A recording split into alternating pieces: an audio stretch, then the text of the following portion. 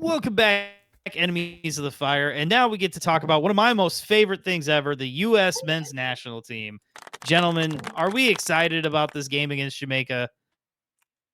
I am excited about the possibility of facing Mexico in the final again, and the USA walking away with a win again.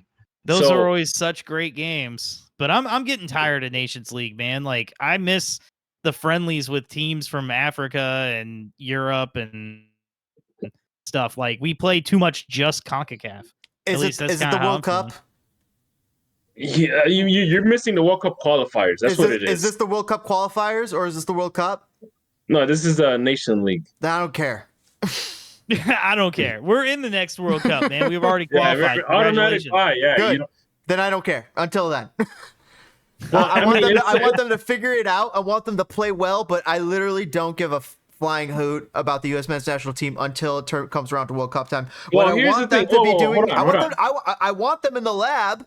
I want them in the lab working hard, coming up with something, and I want to be surprised. Here's the thing. I actually do care because, again, we get to see, Greg Berhalter either mess things up or by a fluke win. Hard to watch. Hard to watch.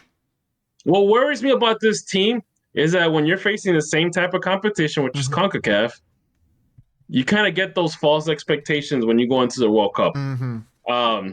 It'd be nice. You can't lie. These players are not talented. I mean, we've got guys ripping it up in different leagues across the world. I mean, that's right now, at this point, we probably have the best national team of all time in terms of talent. I would agree. At this point, I'm not saying that this is the best. I'm saying at this point, the amount of talent we have is probably the best that the U.S. has ever had. But what about amount of talent relative to the rest of the world? See, like now when we're talking about that, I think that's a different thing because when we look at the U.S. of 1996, of 2000, of 2008, relative to the rest of the world, the U.S. was so far behind, but yet it could compete on this one thing, which was effort and physicality. What is USA relative to the world now, and how are they going to compete? Because I feel like they compete differently now. I think they're better than they were, man. I think we take for granted how competitive this team has been for 20 years. Because, let's not pretend that, in a year from now, Belgium's about to be done for 20 years. Well, and look at the Netherlands lull. You know what I mean? These teams go through ups and downs a lot more than we do. And yes, this partially our region, but it's also a lot of what we've this team is more consistent when we give it credit for. Now, I really wish we would have hired another coach. That's true. Real bad. Well, let me say this though. In order for the U.S. men's national team to go up to the next level, to start really get on the heels of the top European national teams, you got to have players on the national team that are regular starters. I would even dare say maybe even maybe one or two stars in their respective teams, maybe some sort of stat leaders in their respective league, whether it's assists or goals. And if you really want to take it up to further up, hey, we might need someone that's a potential golden boot candidate. I think once we start getting that, once we start having players that are playing regularly in their respective European clubs and are actually producing and getting on the stat sheet and, they're stat leaders for assists or goals, at that point, you can start looking at, hey, this bar is set even higher. I mean, we're there. We just have guys going through.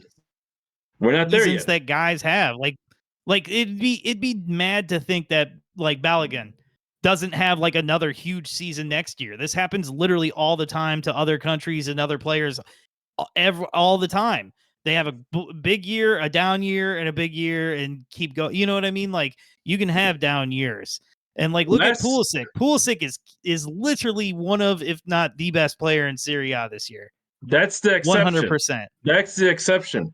But 2 weeks ago or a week ago, we were discussing the same thing. How a lot of these players on the national teams that are starters are sitting on the bench They're not getting minutes. Some you guys even mentioned, hey, it might have been like, for example, Joe Reyna. It might have been a mistake to leave Borussia Dortmund. Huge mistake to go to Nottingham Forest, not to leave. He needed out. That was the wrong landing place. So for sure. So think about that. Tyler Adams, same thing. Tyler Adams should not be in this team right now, and I don't know why they're trying to push it. Don't play him. Let him go back to his club, reestablish himself. We know what we get with Tyler Adams. Let him do his thing, and just Johnny Cordosa's playing well, and then everybody's a fucking hater. But even if Johnny was hurt, Acosta could play. Right. And here's the thing, guys. What I'm hearing at the end of the day is I'm hearing a whole bunch of guys who just aren't good enough for the top levels of Champions League, but besides maybe Christian Pulisic. And what I'm looking at here is how many nations have won World Cup? How many countries have won the World Cup since 1930? No, 6? So you could probably get 8. 6, like 6, 8. 8 have won. Uruguay, Italy, Germany, Brazil, England, Argentina. Did I said Italy already? Yep. Argentina, Germany, France. Germany. And that's Argentina. France. Spain. Germany, yeah, that's it. Spain. Spain's the last one. So 8 nations since 1930. I'm looking at this, and I'm wondering if the United States' best chance to win a World Cup was over 20 or 30 years ago, because I feel like the more football has gone on since 1998. Since 1998, the best teams win, and USA ain't a best team or anywhere near it.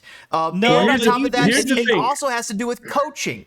I think it also has to do with coaching and the levels of these players. But Argentina, France, Germany, Spain. So it's Argentina 2022, France 2018, Germany 2014, Spain 2010, Italy 2006. USA has never been at anywhere remotely of those guys' level at their peaks during USA's peak. Yes, USA maybe beats Italy on a weekday and on like a cold wet day, or maybe they even beat Argentina in like a weird way before the World Cup. But when it comes to the big tournaments, they aren't there. It's the big boys. So how do the Americans resolve that? How do they make that next step to where we are looked at as we're better? We're clearly better than Serbia. We're clearly better than Croatia. We're not there yet. No. So that's my question. In terms of player quality, we are not there yet. I'm not gonna lie to you guys. I'm not gonna fool myself and say, hey, wow, we have a bunch of guys playing in Europe. We're gonna be on the top. Nope. If you look at all those past World Cup winners, Spain, Italy, Germany, all those teams, they have the players that have had Champions League experience, Champions League final experience. Some of those teams even had Golden Boot winners. This is why it comes back to my point. If the U.S. men's national team wants to get to that next level, wants to really start getting on the heels of England, Germany, Brazil, Argentina, you have to have a starting squad that plays regular football for their clubs in the top leagues of Europe. I'm not talking about playing in the championship. You don't always have to do that. How many countries have that one center back who plays in their domestic league and he's awesome every time they play internationally? Like, it's not the end of the world to play somewhere else. That's not true. That's not true. You're talking about in Brazil, the Brazilian national team. You take their 11, their starting 11. I guarantee you, most of those guys play in Europe. Maybe the goalkeeper might play in Brazil. Spain. Those guys are regular starters for their La Liga teams. England. Hold on, though. We're talking about, when you talk about, even if you take those 8 nations into account, right? How many nations participate in FIFA World Cup? Like near 200? Yeah. You know what I mean? We're talking about the most elite of the elite. You need to talk about other countries where they're having their ups and downs. Your Netherlands. You're even Japan. We're not anywhere near close. Netherlands. No. So you don't think? I mean, right now, I think our team is more quality than the Netherlands. Right now, the Netherlands has experienced kind of like a turmoil, but I guarantee you, they'll pick themselves up a lot quicker than we can get the U.S. men's national team to beat England or Argentina in the World Cup. because they're just facilitated like that. Right now, as we speak, Their U.S. culture soccer is more facilitated like that. Yeah. Right now, U.S. soccer is on the precipice of actually trying to get more eyeballs to pay attention to the game, trying to get kids that that normally will play football or baseball or even basketball interested in soccer again.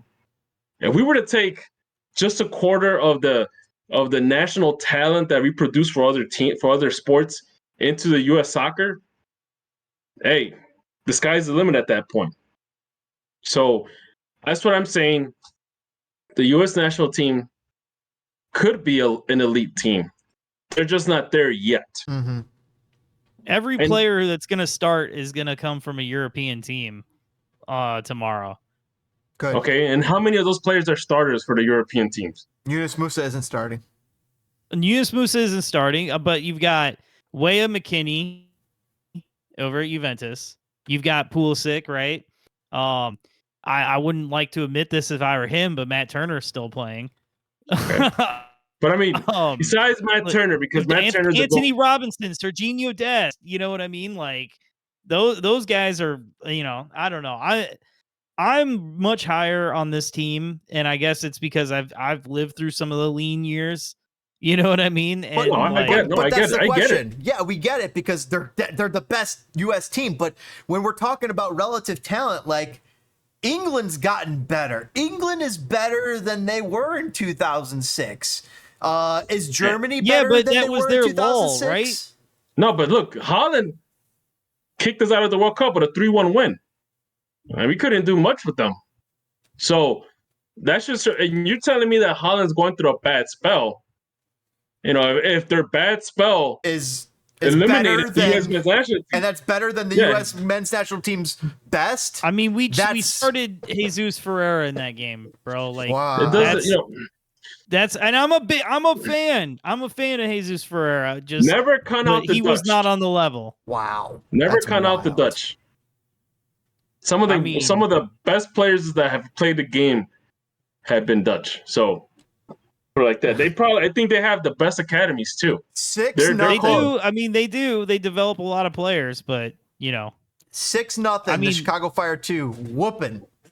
The CCSC.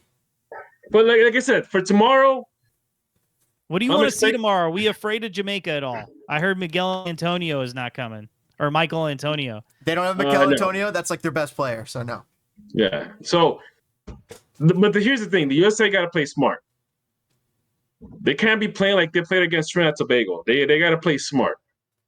I mean, make their chances count.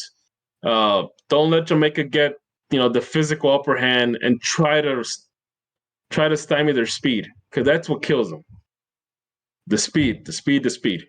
So if I was to say what's the scoreline for tomorrow, I'd probably say like a 2-0 USA. Nah, Matt Turner's got no confidence. He's at least letting one in. 3-1. I say 3-1. James, what do you say? It's going to be 4-0. 4-0 USA. I think I would have respected more if you had just said, I hope both teams have fun. USA's going to destroy.